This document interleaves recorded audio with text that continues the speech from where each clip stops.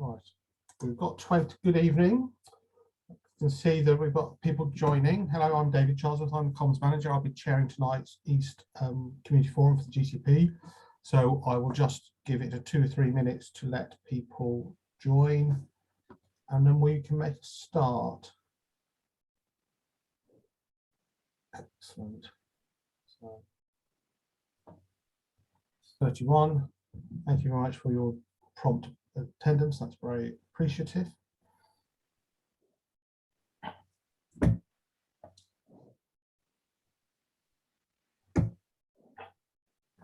Okay, we've given it a couple of minutes. Let's get started, and people can join as they wish. So, welcome to tonight's GCP meeting. This is the GCP East Community Forum. I'm David Charlesworth. I'll be the chair of the event tonight. I'm joined by a number of colleagues. I'll introduce them as we run through the agenda. We've got a number of projects that we're going to cover. The objective of this meeting is for you to hear more about the projects that we are developing in the east of Cambridge. And I will run through what they are as we get through them. Again, tonight's meeting is a Zoom webinar. I think it's a format we've all become very familiar with over the last couple of years, but I would remind you that normal rules of behaviour apply, and everyone's reminded that any inappropriate conduct or disruptive behaviour may result in you being excluded from the event.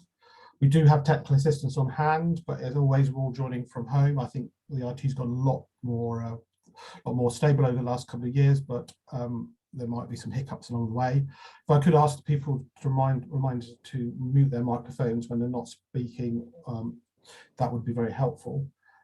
It's going to be an interactive session. We're going to take questions after each project manager's updated their various section. Then there are 2 ways that you can ask questions. You can either raise your hand in the chat and we will unmute you and you can ask your question verbally, or if you're feeling a bit more shy or prefer, we'll monitor the chat function and we'll try and answer the questions. I will group questions. If there are a number of questions that are similar in vein, I'll group them so that we get through as many topics as possible. That's good. So just on time. So Isabel, do you just want to share the screen and we'll move on to the agenda and I can run through and introduce colleagues. Excellent. If you could go, yeah, full screen. So next slide, please. So we've got 5 briefings for you tonight on 5 different sets of projects. And as I say, as we go through each one, we will update, we will stop for questions at the end. So the first one will be on Chisholm's phase 1, which will be a briefing by Donald Trimble, who's the project manager on that project. That will be followed by my colleague Thomas Fitzpatrick, who will deal with Chisholm phase 2. We have my colleague Lisa Bloomer, who will be dealing with the Greenways, and particularly those in the east of Cambridge, which are the Fulbourn, Bodgson, Swaffham, and Horningston Greenways. And then have Joe Baker, who will be dealing with Cambridge Eastern Access, and a little bit of an update on Mill Road, where the consultation closed today. It's quite a packed programme, but I think we can get it through in the hours set aside. As always, if things occur to you at the end or we've not covered something that you wanted to talk about, we're available via email, where if you want to email in questions, you can ask them. But on that point, I think I've covered everything in terms of production. The other thing is this meeting is being recorded and put on our YouTube channel afterwards, so that people who are not able to attend will be able to view the thing. And we will also put the presentation up on our website as well. So next slide, please, Isabel. Thank you. So I'm now going to hand over to Donal, who is the project manager for Chisholm Trail phase 1. He's going to give you an update on that. And then we'll take some questions on Chisholm Trail phase 1 before moving on to the next one. Thanks very much. Donal, the floor is yours.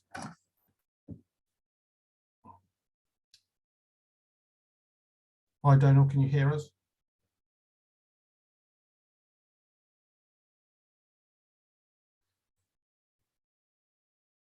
Right.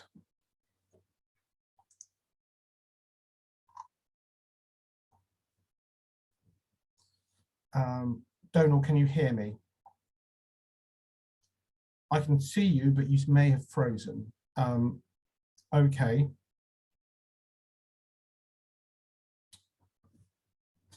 Isabel, would you be able to message Donald to see if he's having IT problems? If he is, I will just start to give an update in his lieu. I did speak to him earlier in the day and he was having a few IT problems. Just to give a summary of where we are then with Chisholm Trail Phase 1. So the scheme overview, this has been funded by the Greater Cambridge Partnership and Cambridge Council, and is a new walking and cycling route between, Phase 1 is between Cambridge North and Coldham's Lane. The route is creating a mostly off-road route and traffic-free route between Cambridge Station and New Cambridge North Station. Will eventually link up with Phase 2, which means that you'll get through journeys through to Adam Brooks Hospital and the biomedical campus in the south, and businesses and science park in the north. So a new important route that's helped to support sustainable travel across Cambridge, and also and long into the future, providing economic health and well-being benefits for local people. The picture there is of the Abbey Chesterton Bridge, which was the major piece of infrastructure. Yeah. Donal, are you back with us? Apologies, good evening, apologies, David, some connectivity issues, but yeah, back on board. You can hear me okay? I'm afraid I can't hear you at all. You're breaking up really badly, Donal.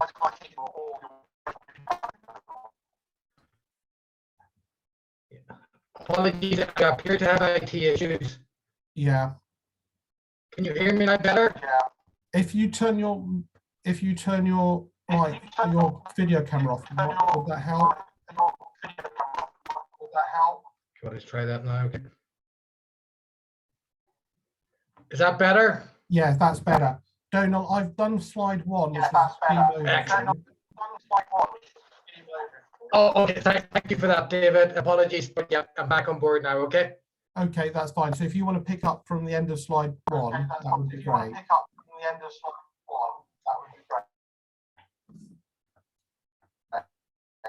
No problem whatsoever. So yeah, as I say, as David alluded there, this is an important new route which would help support sustainability, health, well-being benefits for local people all over the city who engage in active travel. Obviously, there's a special word of thanks to numerous people on the project and organisations, but a special word of thanks to all the partners, sponsors, Greater Cambridgeshire Partnership, our designer, Milestone, Tarmac, our contractor, sponsors, Sustrand and other sponsors, Tetra Tech, subcontractors, stakeholders, and many other pre-construction and delivery teams. Okay, next slide, please. Okay. So yeah, just a project update over the last 12 months. Been a very busy 12 months. A lot of key milestones have been achieved over the 12-month period. Notably, the new Market Road Underpass, which was delivered start to finish in a 7-day period last spring, with the site excavated in just 24 hours before 28 concrete units were lifted into place and the site was refilled with over 3,000 tonnes of soil and materials. Coleman's Common included 2 placements of bridges along Coleman's Common section of the project. Most recently, we finished works on Fen Road, where works commenced last November and have recently been completed. This is the final section of the route along Phase 1, which connects a safe and mainly traffic route free from Coleman's Common Lane right through to Cambridge North Station. And quite interestingly as well, artwork on the underpass after extensive engagement over the last 36 months with local groups, the project team, along with key supply chains, designed and have recently installed a creative and locally enhanced artwork which has been erected along the new Market Road underpass. Next slide, please.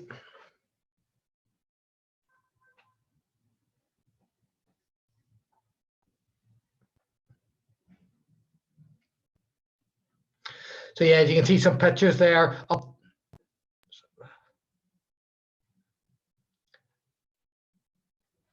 As you can see some pictures there, some key milestones on the bridge. In the top left-hand corner there, it's completed works on Fen Road, where you can see the footpath has been increased for a dual cycle and pedestrian use, and a build out to enhance a safe crossing from the Chisholm Trail along Fen Road and into Cambridge North Station. The second picture is of the bridge installed along Coleman's Common, which connects Coleman's Common to the underpass. Down the bottom left-hand corner is the underpass along Newmarket Road, which was excavated out and installed and completed within a 7-day period. And then the top or the right-hand picture is of the underpass artwork, which clearly shows quite unique and historical bit of artwork installed along the Newmarket Road underpass.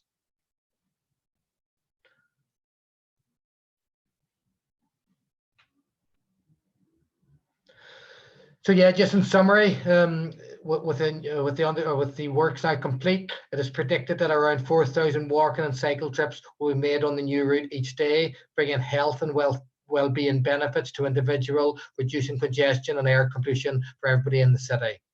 The Chisholm Trail will provide people with a safer and more attractive way to discover the city's beautiful green spaces, and it will also make it easier for people to access places of employment, education, the historic city centre and the main railway stations.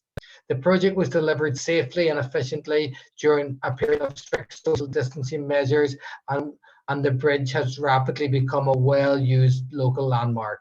The project took 3 years to deliver at a cost of £22 million, and a formal open event is planned later in the year once the mural is completed. The GPC are currently developing phase 2, which will link up Coleman's Lane to the Cambridge main station and is scheduled to start in construction in 2023. So thank you, David. Any questions or anything anybody would like some clarification on? No problem. Okay, thanks very much, Donald, for that. I think we heard it. If anyone would like to ask a question, please put your hand up and we will unmute you. I haven't got no questions. There's just a feedback with Donald from Martin Lucas Smith, who says, well done for all the hard work on this. The new route is great. Good to see the underpass artwork is in place too. So that's the only comment I received. I've got Gabrielle who's got a question, so I'm just going to unmute.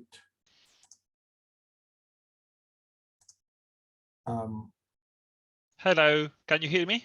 Yes, we can. Absolutely, Gabrielle. Great. Yes, so I got 2 comments really, and thanks again. Like the other person has, Martin has said, you know, the Chisholm Trail is great, and we've been using it extensively. But I've noticed two areas that so there is some damage near Fen Road where the 3 routes area. I think there is an area where you put like some kind of flexi pave or something like that near the tree in Fen Road, and there is some damage in the surface there. There were some holes. I spotted that on Saturday morning, and might be worth checking that.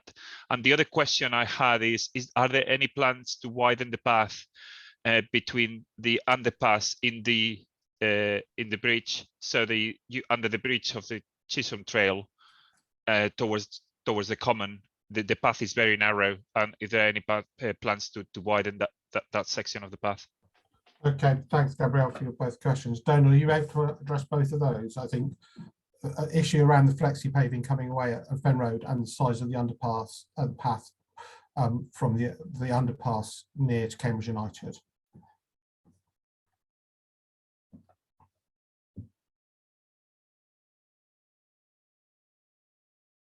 Donald, can you hear us?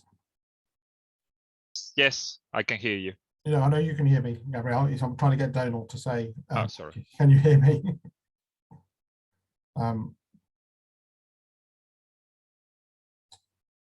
Okay, I mean, I don't think Donald can hear us. I'm sorry, Gabrielle. Thank you very much for your feedback about the piece about Fen Road. I'll pass that on to Donald and the project team, and they can have a look at that. I know they're still doing some snagging work. My understanding is the project that we have delivered is as planned, and there are no more plans to do any more widening of any footpaths or anything at the moment, because we've delivered the scope of the project as it was initially designed and approved by the board. But whether there'll need to be further improvements going down the track as as the project is, as the scheme becomes used and stuff, well, that's something that the county council can review in the future, but we've delivered as is at the moment. Okay, thanks very much. Thanks for your feedback, Gabrielle, so that's useful. I can't see any more questions on Chisholm phase 1, so either in the chat or things, so we'll move on to Thomas. Are you happy to start to talk about Chisholm Trail phase 2, please? Yes, no problem. So first slide. So just to give a bit of kind of geographical context, so phase 2 begins at the Coldham's Lane junction. There are 2 routes. One's to the east of the railway and runs via Cromwell Road onto land owned by Network Rail, linking to Clifton Road. And then the second western route links up with existing cycling and walking infrastructure, along with the new proposed ironworks and Devonshire Mews developments. I think the key point to make at the start of this is that unlike phase 1, phase 2 is going to be delivered in different stages. So kind of as when land becomes available, we will kind of consult and then we will deliver, but it won't be in a kind of linear fashion, you know, as phase 1 was with kind of the whole thing done at once. So I just wanted to make sure that was clear at the beginning. Next slide, please. So last week, the executive board committed to the following kind of recommendations that were made. So firstly, that we would begin public engagement on designs for the Coldham's Lane Junction, Cromwell Road and the Great Eastern Street car park in summer of 2022. We're just finalising those designs and dates will be coming out soon for that kind of engagement exercise. They approved the land acquisition at Clifton Road. They've approved plans for continued work in partnership with stakeholders and the landowners to develop really the mitigation for the scheme. So making sure that, you know, how it looks is sympathetic to the environment that it's in.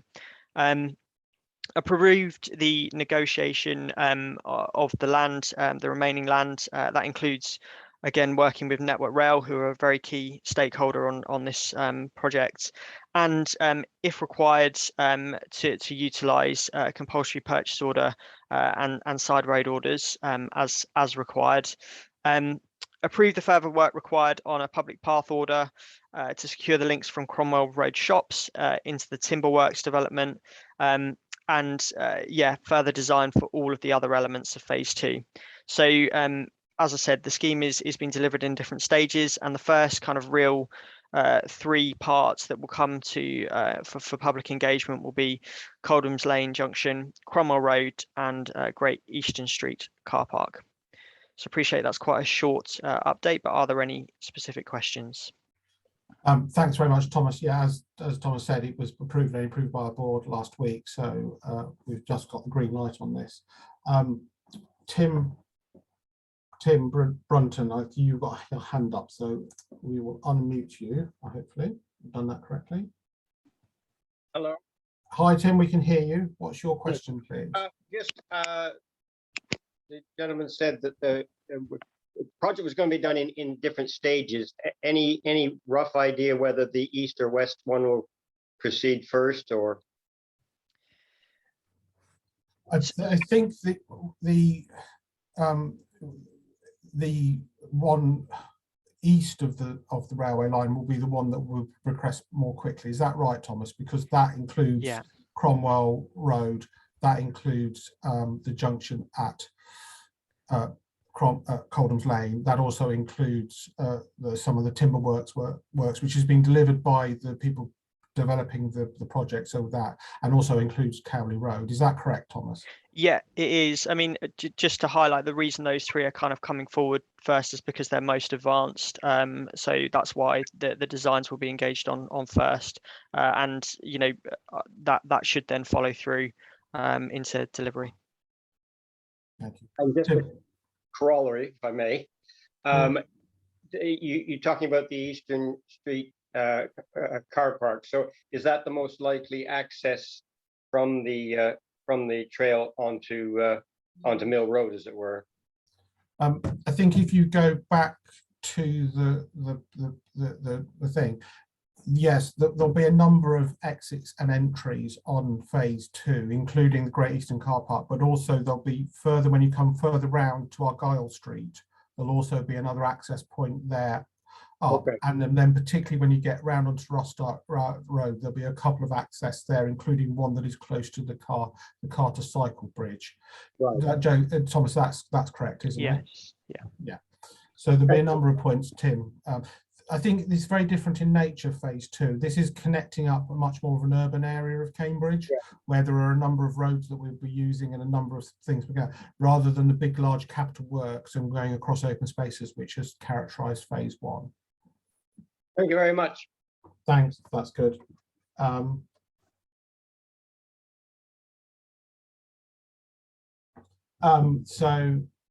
Do I see any other questions about phase 2? I don't have any more hands up. No, just Linda, there's a question here from Linda about, is flexi paving now approved for GCP projects? I think there was a comment that there was a problem with a section of it. There's been a specific use of flexi paving, Linda, just where we're putting some tarmac down on Fen Road, and the roots were too pronounced of a mature tree for us to be able to use the tarmac. So a small amount of flexi paving has gone in there. But the gentleman earlier said that there may have been a snagging issue that we need to address, but I think it was being used in a specific point. I don't know if it's been used more wider. If you email us about it, we can get a wider answer to your question. Okay, I don't see any more hands up in the participants, and I don't see any more questions in the about phase 2. So Thomas, I think you've got off reasonably lightly tonight. So let's move on to the next one, which is the Greenways, Fulbourn, Bottisham, Swaffham and Horningsea Greenways, which are the 4 greenways that make up the sort of east squadron of this very large project. And I'm just going to hand over to Lisa Bloomer, who's the GCP project manager for these. Lisa, the floor is, or the screen is yours. Brilliant. Thanks, David. Thank you. So if I can just have my first slide. I'm just going to do a bit of a recap on kind of the background to the Greenways and the network, and then I'll run through a bit of a progress update on where we are currently, and then kind of the next steps in the project, and then obviously take any questions that you might have. So just as a recap, the Greenways network is a network of 12 active travel routes, and they run into Cambridge from the surrounding villages and settlements. And you can see them here on the network map on the screen. The aim of the Greenways is to provide safe, well-connected, active travel links within Cambridgeshire for walkers and cyclists, and where possible, horse riders. And final approval for the Greenways was given in December 2020. And since then, we've been very busy appointing transport consultants. They are now working very hard on the development of the Greenways. They're working through the designs currently and undertaking necessary surveys as well. And I've got a bit more detail on that in a moment. But just to recap, so we've sort of grouped the routes into north, south, east, west. And the north routes are St Ives and Waterbeach, south are Sawston and Melbourne. And those routes are being taken forward by the transport consultants Atkins. We then have the west routes, which are Comberton, Hazelfield and Barton. And we have the east routes, which we're obviously going to talk through in a bit more detail tonight, which are Fulbourn, Bottisham, Horningsea and Swaffhams. And those groups of routes are being taken forward by the transport consultants WSP. And I also just wanted to mention that obviously the Linton Greenway is part of the network, it's part of the Greenways, but that is being progressed through the CSET, the Cambridge South East Transport Project, separately. So some of that has been able to be progressed a bit faster and a bit quicker, and some of those sections have been constructed. So it is still part of the network, but just being taken forwards through the CSET project. So if I could just have the next slide, please. Thank you. So this is where we are to date and what work we've been doing over the last little while. Hopefully you can see that there is lots happening, and I'll come on to a bit more detail on the east routes on my next slide. But these are the overarching activities that we've been working on. So we've got consultants producing a draft wayfinding strategy currently. And that is where we look at trying to develop consistent signage for all users across the network, because we're really keen that whilst there are 12 different routes, we want it to feel and look like a consistent Greenways network, and this is a really important part of that. So on the right of the slide are just some examples. They're from elsewhere, a bit of a mix, but just so you can see what we mean by wayfinding, all the different sort of types of signage that we're looking at. So that strategy is being worked on, and it's due for completion actually at the end of this month, so quite soon. And that draft will then subsequently be shared with key stakeholders like parish, district and county council. Obviously, timescales for that we'll have to see, because we've got elections coming up. So we might have to do that after those to avoid the pre-election period. We've also been undertaking land referencing, because obviously it's very important that we understand who owns what land around the network and around those routes. And that's also due for completion in this first quarter of 2022. Alongside that, we've got work on what we call a programme outline business case. And that basically sets out the strategic case and the objectives for the development of the Greenways. So kind of the narrative as to why we're looking at this and why it's being developed and what we're trying to achieve. And that's going to go to the executive board in October for approval. And we've also got what we call early contractor involvement, or ECI. And this basically means that we have got a contractor on board. It's actually Milestone, and they will be responsible for constructing and delivering the Greenways as we go forward. And it's actually a really positive thing to have them involved now, because they can advise us on design issues. We can talk to them about construction sort of phasing. So it's really good, because it informs us both sort of two ways. So they're on board and we're doing that. And that will continue throughout the process. And we're also, the consultants are working on the technical concept design stage currently. So that is underway across all of the Greenways routes. And the next stage of that will be following some stakeholder engagement, which I'll talk through in a bit more detail. We would then move on to the preliminary design stage. That would be the next phase. So that's kind of the overarching update on where we are and what we've been doing and what activities we've been progressing. And the next slide comes on to a little bit more detail on the east routes specifically for tonight. So again, just Fulbourn, Bosham, Swaffhams and Horningsea. So in terms of where we are with these routes, the initial designs are being progressed, and that involves quite a number of different tasks that you can see set out here. A key one is obviously undertaking site visits, and you can see the photos on the right of the screen are from where we've been out, and we've been walking the routes, we've been cycling the routes, we've been out to have a really good look at those and develop our understanding of them. So we've been undertaking the site visits. We've also got the team mapping environmental constraints. So they are sort of the key critical environmental considerations that we need to think about when we're developing designs. So any kind of environmental impacts that are really key for us to consider in the design process. We've also got the team looking and doing technical assessment of any proposed structures. And by that, we mean any underpasses, any bridges, any of those kind of key big infrastructure, those structures. So the team are assessing those currently. And they're also going to have specialist survey teams going out and doing topographical surveys. And they are surveys where they look at both natural and man-made features, and they look at the position of those, but very importantly, the levels of those, because again, that can really impact the designs going forward. So we're working on that. And alongside that, utilities searches. So looking at things like where are there big power cables, where are there gas pipelines, drainage, again, because that needs to be considered in the designs and obviously going forwards in the actual construction as well. So those searches are happening. And engagement with statutory stakeholders such as National Highways and the Environment Agency is also taking place. So as you can see, there is a lot of activity taking place across a number of different tasks across these routes currently. And the next stage will be, we would then like to have meetings and engagement events with key stakeholders. So community groups, residents, parish councils. We'd like to bring these designs out to yourselves and discuss them and get some feedback on them. And we've got kind of the timescales of that engagement on the next slide. So when we'll be coming out on these routes.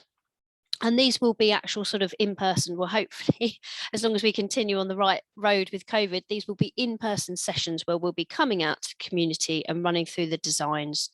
And the design team will be there, as well as ourselves from GCP, to answer any questions on these. So this is the approximate kind of timescale that we're looking at. Obviously tonight we're focusing on the east routes. So we'll be coming out autumn, winter to discuss these designs and seek any feedback, and then take that forward to the next stage of the design. And I think my final slide is just kind of the next steps across the programme that we're working on. So obviously work on the designs is going to continue. That's our absolute key focus at the moment. And we'll be undertaking those public engagement events that we set out on the previous slide. As mentioned, the programme outline business case and also the delivery timeline for the Greenways is going to go to the Executive Board in October for approval. And then construction work could start on sections of the Greenways in later this year or early next year, but that would be sections where only council land is required and no additional planning permission is needed. So we might be able to do certain sections as kind of quick wins or bring those forwards to fast track those. And completion for the Greenways network is currently programmed for the end of 2025. So it's on programme for that. And I've just put a link in here as well to our website. So if you did want any further information, there is a lot on there split down by the individual Greenways routes. So please do have a look if you want any further information. And I'm happy to take any questions. Thank you. Thank you very much, Lisa. That's really helpful. Yeah, as Lisa said, there is a lot of information on our website. We have also created, and each individual Greenway has its own page that we will try to keep updated. So there should be a lot of route specific. I've got a couple of questions in the things, and I see a couple of people. So let's go to people who put their hands up first. So Paul Webb from Burwell, going to unmute you.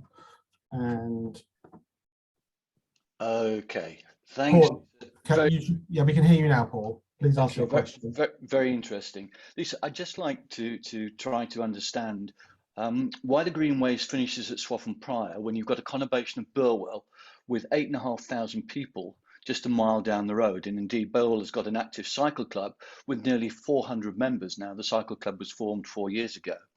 But a lot of people from Burwell do actually cycle and go to work in Cambridge and would use the cycle route. So none of us on the parish council can understand why the Greenways route didn't extend a mile down the road to a major conurbation.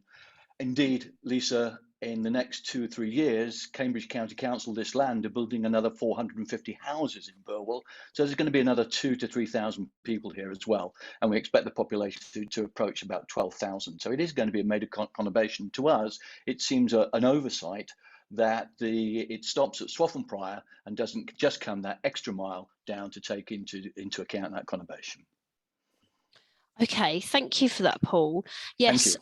Thank you very much. I mean, as you know, the Greenways has been sort of a project that's been ongoing for a few years now. And in that development, obviously, the alignments and the routes have been, I mean, they've been developed over that time. And basically what we at GCP are tasked with taking forwards are the alignments and the routes that we're taking out to public consultation back in sort of 2019, 2020. And that route did finish, or it does finish, at Swaffham Prior, as you say. So that is the route that currently we are focusing on and taking forward.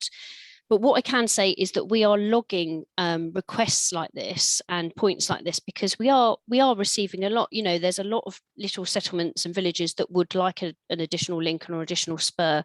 And currently that isn't within the Greenways remit. You know, we have a huge network to deliver as it is.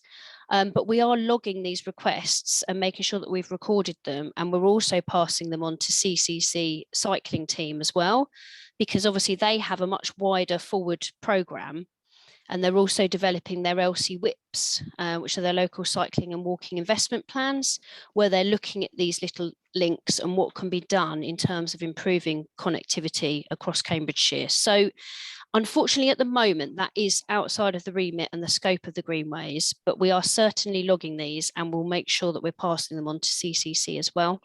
So thank you. Thank you very much indeed. I would just point out that Burwell isn't a little conurbation with 8,500 people. It's probably bigger than all the conurbations that are linked up right into Cambridge at the moment. But I do take your point, and thank you very much for your answer. Yes, sorry, Paul. I guess I meant that it was only a mile away, as in a little link, not a little place. Yeah. Thank you. Thank you. Paul, can I just add to that, Lisa, as also, Paul, you'll be appreciative that the Greater Cambridge Partnership deal is a deal between South Cambs, Cambridge City, and that is the geographical area. My understanding is there was agreement at the time when the original consultation was between East Cambs that we would extend it slightly outside of the South Cambs area, but I wasn't involved in the GCP at the time, so I don't know why it particularly stops at Saffron. That's absolutely correct. Thanks, David. Yeah. But I can tell you that as far as East Cambs are concerned, they just weren't consulted for whatever reason historically, and I wasn't on the council then. But thank you very much for adding to that. Yeah, that's fine. Again, I think Lisa has given you some indications that, again, this is an extremely ambitious project. It's the largest geographical project that the GCP is delivering on. But as Lisa has indicated, there are always, every single time we do any of these meetings, we have people like yourself making very good cases for why the Greenways need to go further and wider. So I think Lisa's given you some really good pointers of how you can absolutely. Thank you. David, if I can just very quickly, I mean, I think what would be helpful, Paul, is if you talk to East Cambs, if you've got extensive housing growth planned for the village, it would seem a very appropriate use of Section 106 monies to extend the Greenway out as far as Burwell. And that would seem to be something that the East Cambs can then direct as the local planning authority. And I'm sure we'd be very happy to cooperate with. And that would be, I think, a constructive way forward. Thank you very much. Thank you. Thanks, Paul. Right, now let's move on to the next question, which again from Gabrielle. And you've got, I'm unmuting you. You should be able to say. Thank you. Now. Yeah, so thank you, Lisa. And my question is a bit less complicated, hopefully. The section in Fulbourn Old Drift, section B of the plans, originally, I remember, if I recall correctly, that was set to be have the setting of a quiet street, if I recall correctly. As far as I know, there is going to be a new development of over 200 homes built in the Ida Darwin, old Ida Darwin Hospital. So that road is no longer going to be a quiet road or as quiet as it used to be. I have used that road extensively and it's very quiet at the moment, but once that development is built, it'll be a lot busier. So I was wondering if you knew about this, and also if you decide if you may perhaps going to change the setting or from quiet street to perhaps segregated lanes. So yeah, that was my question. Okay, thank you for that. So currently, as you say, that I think that it was proposed as a quiet street. We are aware of sort of development proposals across, because obviously we're covering such a large network.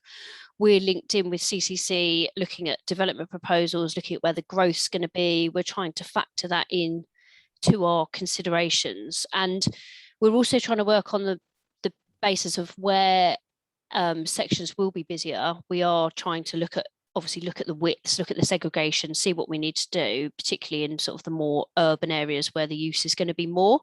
So that's something that I will certainly take away with me and look at what the latest proposals are for that, because obviously at the moment the concept designs are just being worked up, so we're at those initial stages. So the designers are taking what was put forward at the public consultation and working that up to the next level of detail, so the next level of design. But I will certainly flag that up with them to discuss in a bit more detail. Thank you, Lisa. Thank you. Thanks, Laura. So the next person I see is Councillor Dave Bagent. I'm just going to unmute you, Councillor Bagent, and you can ask your question. Dave, you should be able to speak now. Thank you. Yeah, I hope you can hear me. I can. I'm a board member for the Greater Cambridge Partnership, and I'd like to reassure that the contribution about Burwell, we can't make up policy on the hoof, but I can assure you that I'm listening, okay, and that we got your message. Thank you very much.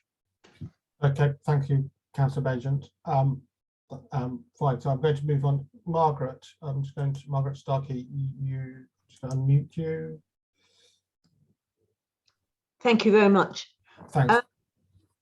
The Greenway Horningsea, have you been involved in the discussions with Anglian Water about the fact that the path where the Greenway is intended will be closed if and when they get the development consent order to build at Honey Hill? We have had meetings with the sort of project managers and transport team that are looking at the Anglian Water relocation proposals. So we have had some meetings with them, we're involved with them, and we are linked up with them. So going forwards, we'll make sure that, you know, those discussions continue and they're well aware of our proposals and we're aware of theirs, so we can try and link up. I'm not sure of the details of the closure. I'm not sure which section that is, so I can again have another look into that. But we are certainly linked up with their transport and project management team to make sure that we're working together on proposals. I can tell you where the closure is. It is a section from south of Horningsea, on Horningsea Road, to the new junction, and that is going to be, I've no idea how long it would be, but it does mean that currently a pedestrian path and cycle path cannot be used for children going to Fenditton Primary School. So the construction of the new junction at the A14 junction 34 will have considerable effects, because it's an enormous change to a current junction, and that will have, and if the consent order goes through, the planning for this would be around 2025. Yeah. Okay. Well, thank you for that. And certainly that is something that we will definitely look into. And I'll talk about that in a bit more detail at our next meeting with them. Thank you. Thank you. Thanks, Margaret. So the next person I've got a hand up is Alan Sharp. So I'm just going to, Alan, Hi. we should be able to hear you now. Can you hear me, David? Yes, I can, Alan. Yeah. Just a quick one. I'm the county councillor for the which includes Bodisham, Swaffham, Balbeck, and Load, and it was picking up what Peter said and what Dave Bagent had just said. I'm also an East Cams councillor. I chair the bus working group on East Cams, and we've done some. We've got Sustrans doing some work between Reach, Swaffham, and Burwell, which we're looking at putting these into LC WIP, but we've actually funded out of some money 2 or 3 Sustrans who are, for those of people who don't know, Sustrans do a lot of work on active travel sort of consultancy. So I'm happy to work with Peter, and obviously I know Dave in terms of bringing that forward. I think we were looking at bringing it forward for LC WIP for county, but there is certainly work ongoing, I can assure Peter, in terms of linking up Burwell certainly from East Cam's point of view. Okay, that's really useful to know. Thanks very much, Alan. As Lisa's indicated, you know, the Greenways will connect into LC WIP projects, isn't that right, Lisa? Yes, yeah, where possible. And as I say, we are feeding these requests through for consideration in the LC WIPs. Yeah, absolutely. That's fine. Thanks for your question, Alan. I haven't seen any more hands up, so I'm going to move to the sort of questions. So there's a question here. Well, it's more a statement, but let's turn it into a question, Lisa, which is basically about LTM 120 design criteria for cycling. Is that something that you are looking at with equestrian input? Is what Councillor Shayla's asked about. Okay, yeah. So obviously LTM 120 is specifically sort of guidance for cycling. Our design teams are very experienced in designing to that. equestrian input, we've got equestrian designers on both consultant teams to make sure that we are considering specific equestrian issues.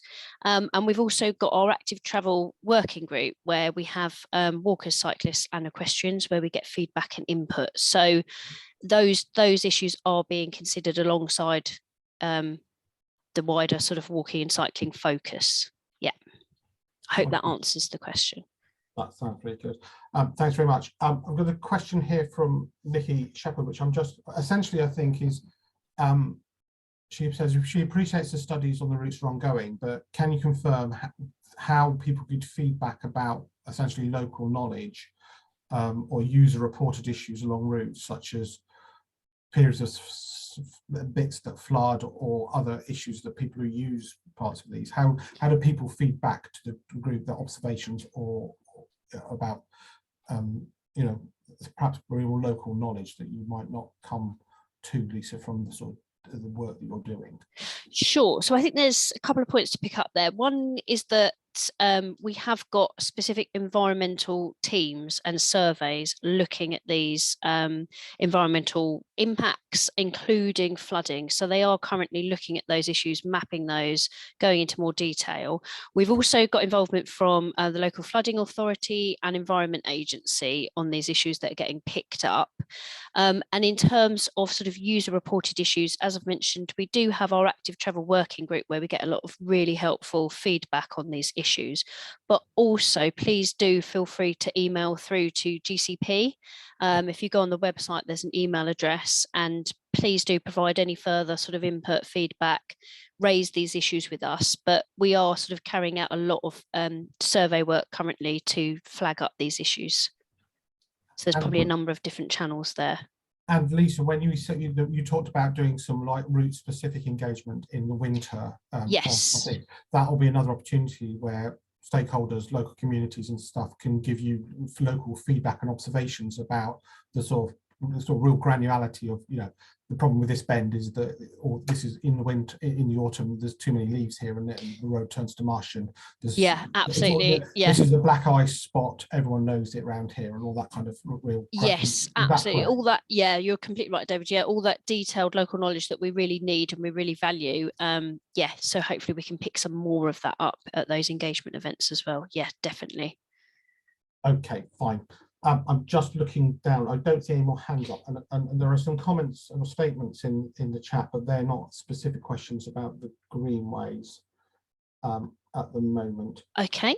Okay, fine. So I think on that basis, thanks very much for your presentation, Lisa. I think that gives a clear understanding where we are on the east set. We'll move on to Joe and Eastern Access. Thanks very much, Lisa. Joe, the screen is all yours to talk about Cambridge Eastern Access. Thank you, David. So this is just a brief update on Cambridge Eastern Access, which, as people know, is about improvements for public transport and active travel, mainly dealing with Newmarket Road, where we've recently completed consultation. Next slide, please. So just a quick recap: project aims and objectives to identify a variety of options to improve reliability, safety, capacity and speed of sustainable transport connections for those wishing to access Cambridge from the east, but also improve connectivity between existing settlements and identify the best package of measures to ensure connectivity is in place at the opening of new developments, thereby reducing the need for trips to be made by the private car. And as I've explained to previous forum, the key issue with new developments is really looking more than anything else at the potential development of the airport site, which will obviously be transformational for East Cambridge. And I'll come back to where we're at on that in a little bit. Go to the next slide, please. So the 2021 consultation ran from the 8th of November to midday on 22nd of December. We looked at a range of options, primarily looking at improvements to Newmarket Road for those using active travel and public transport. And also we touched on the relocation of the Newmarket Road Park and Ride. And the results of the consultation will go back to our executive board alongside more detailed technical work on it later this year to decide on the next stage for the preferred options. So I'll just give you a very quick run through of some of the outcomes and then a little bit about what we're doing now in terms of taking this forward. So if we go to the next slide, please. So just some headline figures from the report. A Elizabeth Way, we looked at a couple of different roundabout layouts. The majority of respondents were supportive of both options, which is always nice. It's not always like that. We did get slightly more support for option E2, which is the one that you can see shown, which is effectively signals with a gyratory for cyclists and pedestrians around the former roundabout, releasing quite a lot of space to create more urban realm at the edges.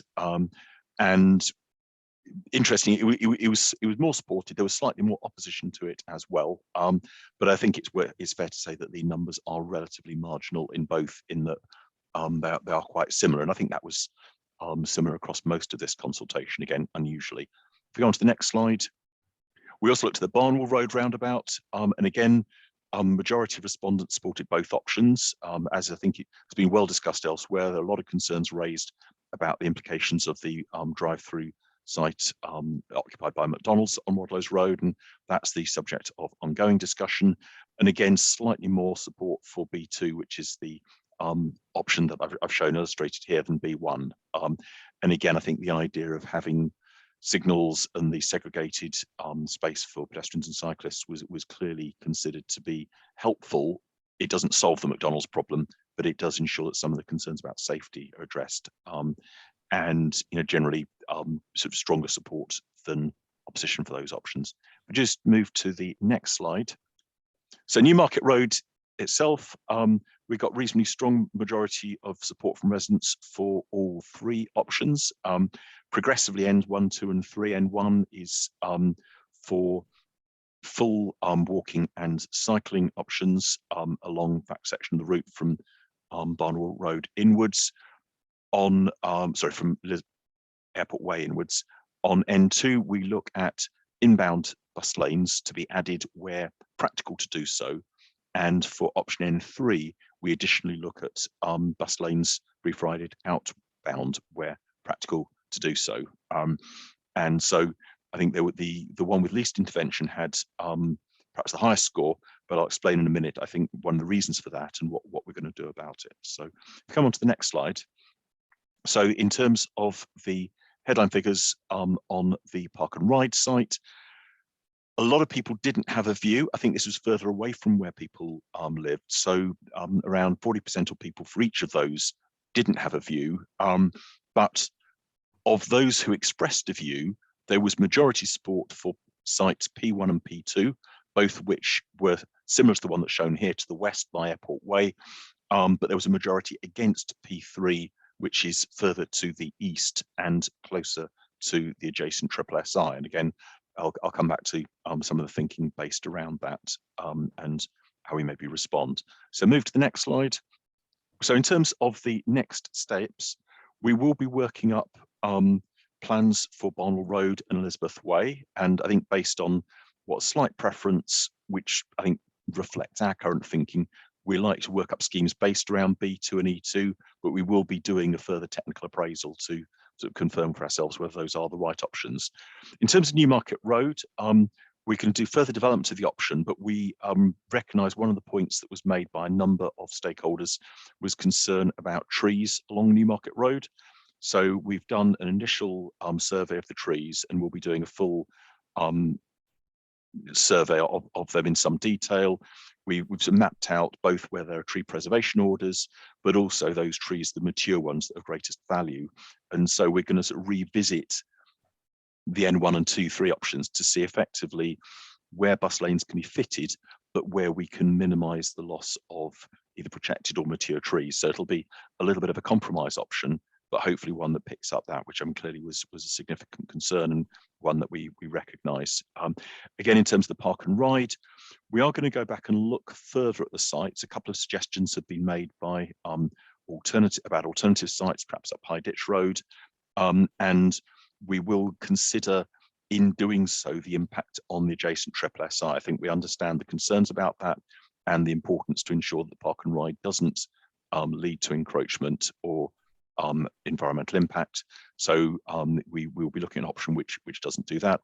We'll also be doing a bit more of a review in terms of the impact on the green belt. It is likely that the site will be in green belt one way or another.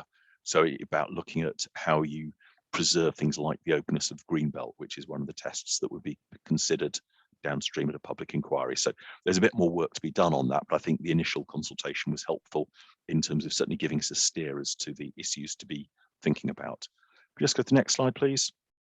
So in terms of the second stage of the study, which we touched on in our previous consultation about a year and a half ago, where we're at now is we are continuing to work with marshals, looking at the scope for a busway through the airport site. As people will be aware, the airport site has been recommended as an allocated site in the draft local plan. That local plan still has some way to go before it's adopted, but it does mean that the current thinking is that Marshalls is likely to be adopted for development, and so we would look at developing a busway that works alongside that.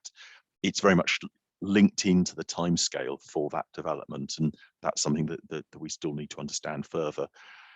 Similarly, we continue to look at options for access into the city centre. The CAM won't be happening, but we will be looking at the best ways in, and that links with some of the issues that have been discussed previously, concerns about impact of traffic on roads like Mill Road, Coldham's Lane, and how best to manage those issues, and tying in with the wider Making Connections agenda, which again, people will be aware that we've recently consulted on. So some of that thinking is not something we look at in isolation, but part of a wider scheme. And then finally, we'll be continuing to work with partners to look at the opportunities around the Cambridge to Newmarket railway line. We have spoken with both East West Rail, Suffolk County Council have been looking at that, and also Network Rail. So there's quite a bit of interest in that. It's something, delivering major heavy rail improvement is really over and above what's practical within our own programme. But what we are able to do is to look at those options, work with stakeholders, and try and encourage some sort of way forward. So if I could move to the next slide. So that is it for Cambridge Decent Access. Happy to take any questions on that first. Thank you very much. So let's go through the questions. Thanks, Joe, for that. First one, I've got Rupert Goodings. I'm just going to unmute you and you'll be able to ask your question.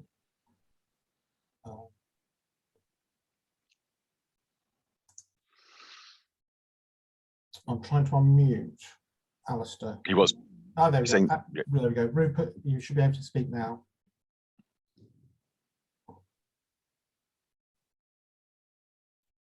I can't hear you, Rupert. Have you got your mic turned on?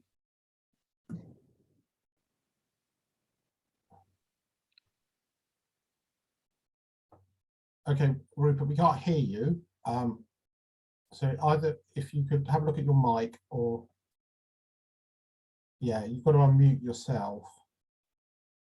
So we've given you permission to speak. You need to unmute yourself. But if you can't, we'll come back to you in a minute, or put your question in the chat.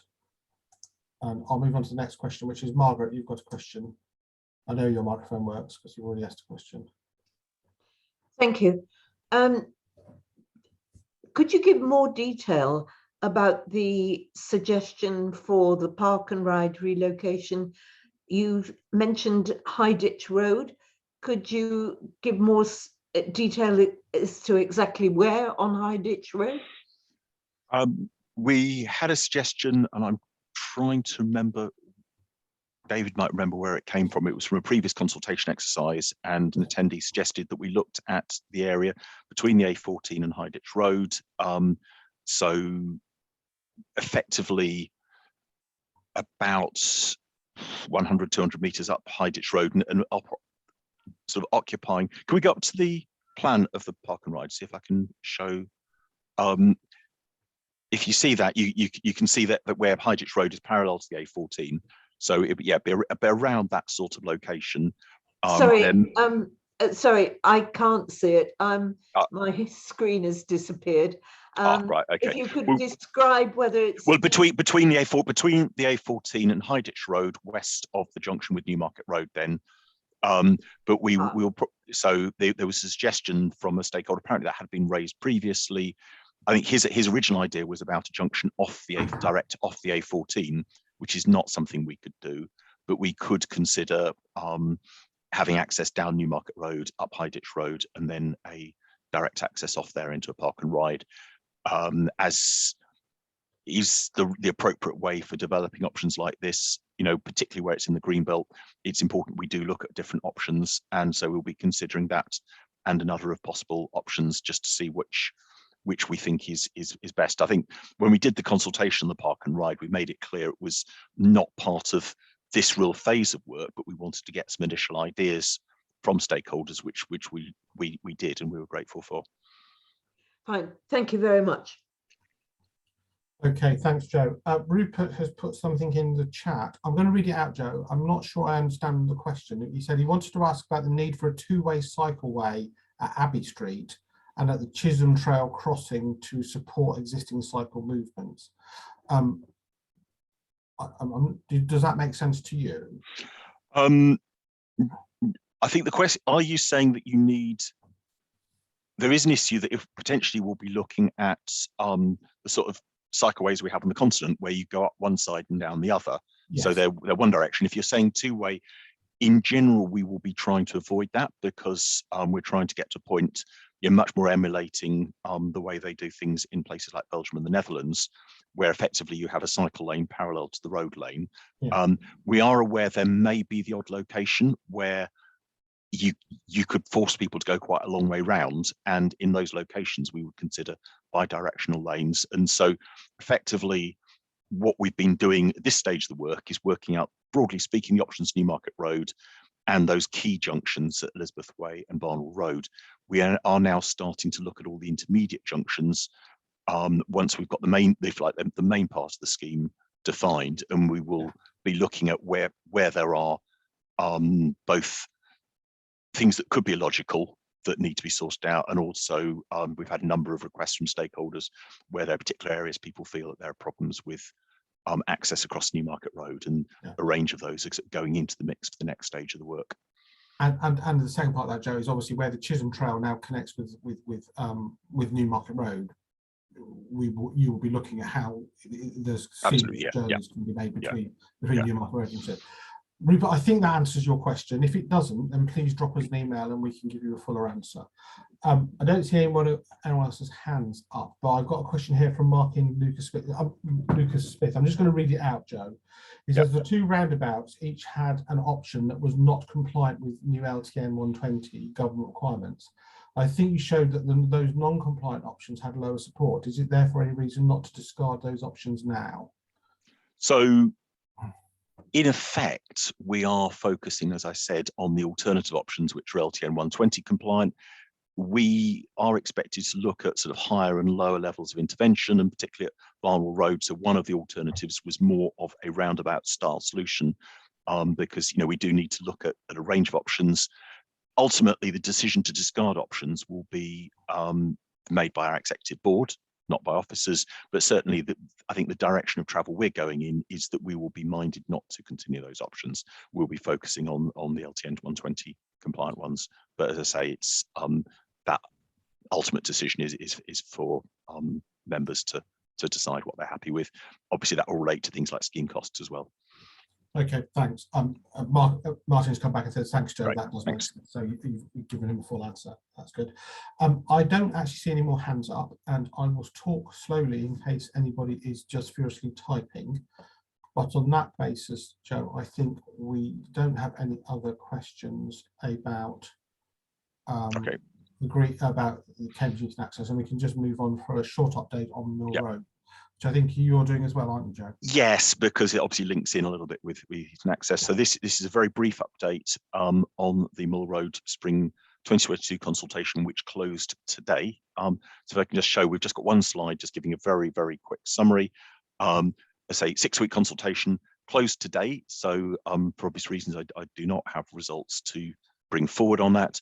We sought views really around 3 very broad areas. So around the ways that people use Mill Road at the moment, about the types of measures that would help to improve Mill Road, and about what people want Mill Road to be like in the future. And as I think is well documented, this followed on from quite a bit of fairly strong debate around the temporary closure of Mill Road and whether that should be maintained or removed. And So in order to really facilitate that discussion, we undertook a number of consultation events for Mill Road with about 75 attendees in total. We also had an external organisation running a couple of focus groups to give us qualitative feedback. We had a survey on Consult CAMS to give us quantitative feedback, and we have received almost 2,000 responses, and that's what's just closed today. And then all this feedback will be pulled together into a report that will go to the Highways and Transport Committee of the County Council in July 2022. Once they've made their decision, if they decide to proceed with some form of scheme, whatever that scheme is, there would then be likely to be a further consultation on that. But as I say, having just closed the consultation, I can't really give you much detail of what that might be, or what sort of decision the H&T committee may choose to make once it's received our report. So that was just a quick update. Okay. All right, thanks very much. If, as I say, the Mill Road is closed today, so we can't give any more feedback than just setting out the timescales going forward that Joe has outlined. I don't actually see any hands up on about the Mill Road question, and there are no questions in the chat about Mill Road. So I would just say this contact us email address that you can see on screen now, this is the best way to get a hold of us. This is an email that's monitored on a daily basis, and then if you come to this, it will be taken any question that you